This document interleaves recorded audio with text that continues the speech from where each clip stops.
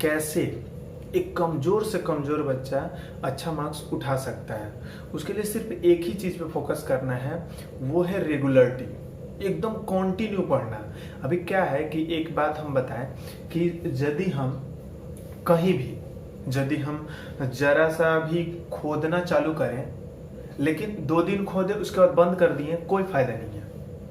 हम यदि कंटिन्यू खोदते रहे, भले ही हम थोड़ा ही खोदे, मतलब 1 फीट खोदे, 2 फीट खोदे, 3 फीट खोदे, लेकिन पर डे खोदे, यदि हम खोदते चले जाएं तो एक समय जरूर आएगा कि पानी निकल जाएगा जमीन से, जो कि असंभव है।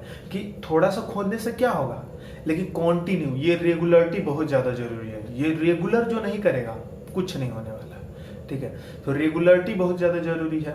अब एक बात है कि बहुत बच्चा का प्रॉब्लम ये होता है कि जिस सर हम मैथ तो करते हैं लेकिन समझ में भी आ जाता है, फिर भूल जाते हैं। तो मैथ जब हम समझ गए हैं तो उसको 2-3 बार रिवाइज कर लें।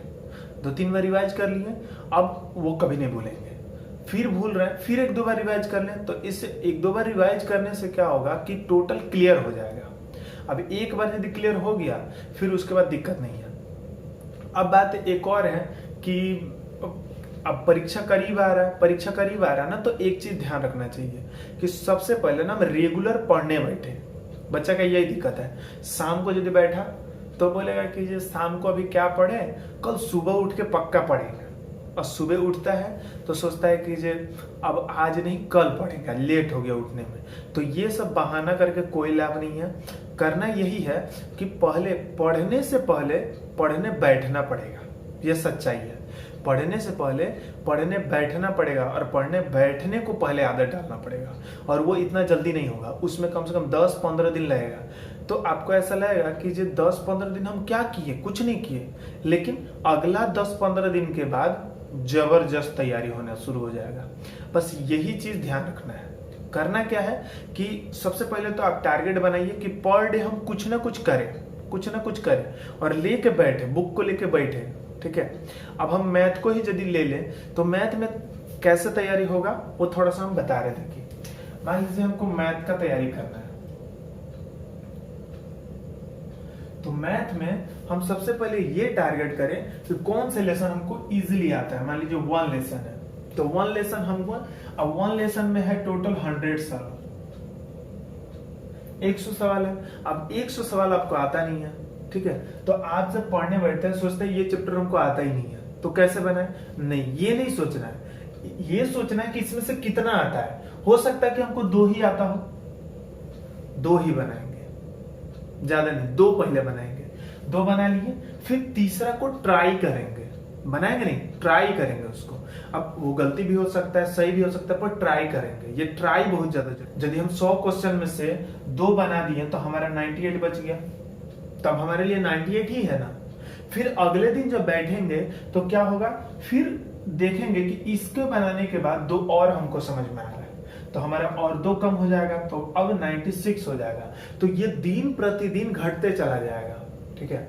और उसके बाद भी यदि दिक्कत होता है तो इतना सुविधा है, इंटरनेट पे है, यूट्यूब पे जाकर के देख सकते हैं, सारा क्वेश्चन समझ सकते हैं, और उसके बाद फिर इसको रिवाइज करेंगे, फिर रिवाइज करेंगे। हमको तो लगता है कि पर डे कम से कम 50 सवाल क्लियर करना चाहिए। 50 सवाल पक्का क्लियर होगा। अरे नहीं समझ में आ रहा तो यूट्यूब पे जाकर देख लेंगे, 2-3 बार देख लेंगे, कोई परेशानी नहीं है। बस मानसिकता का परेशानी है, मानसिकता नहीं है पढ़ाई पे, ये पहले लाना पड़ेगा। और करना क्या है, यही रेगुलर करना है कि पर डे हम लेके बैठे, ठीक है। पर डे लेके बैठेंगे तो क्या होगा, हम एक भी तो सवाल करेंगे, एक भी करेंगे तो हमारा तो कम ही पड़ रहा है ना। जो हमारा 100 सवाल था वो 96 पे चला आया। अब यदि हम नहीं करें कि अरे मेरा तो हुआ ही नहीं, कहां से करेंगे, आपको समझ में नहीं आ रहा है। एक तो समझ में आ रहा है ना, पहले एक तो कर ले, एक कर लेते हैं, उसके बाद अगला करेंगे। तो ये जरूरी चीज है। अब यही काम हमको क्या करना है, कोई भी, मान लीजिए हिस्ट्री है, तो हिस्ट्री में क्या करना है। अब हिस्ट्री में क्या है कि हमको कुछ यादें नहीं है, हमको समझे में नहीं आता है, ये बोल के कोई लाभ नहीं है। सबसे पहले क्या हमको एक क्वेश्चन कोई भी याद है, एक, ज्यादा नहीं, एक। वो एक ठो को पहले हम लिखेंगे, एकदम लिखेंगे कॉपी पे कि हमको वो याद है कि नहीं। यदि याद है तो फिर दूसरा याद है कि नहीं, फिर एक ढूंढेंगे एक और याद है कि नहीं, तो फिर एक और करेंगे, फिर इसी तरह देखेंगे एक और याद है कि नहीं। इसी तरह करते करते आज देखिए एक दिन में 3 क्वेश्चन हो गया, जो हम कल एक भी नहीं किए थे आज 3 हो गया। अब यही काम कंटिन्यू जब हम करते चले जाएंगे तो पता चलेगा कि एक दिन 300 भी होगा, एक दिन 3000 भी होगा, और उसके बाद ये ढूंढेंगे कि आखिर कौन हमको याद नहीं है, और जो नहीं याद है उसको फिर करेंगे। बस यही क्लियर सा बात है, कंटिन्यू करना जरूरी है। ये कंटिन्यू जब हम करेंगे तो पक्का होगा, श्योर।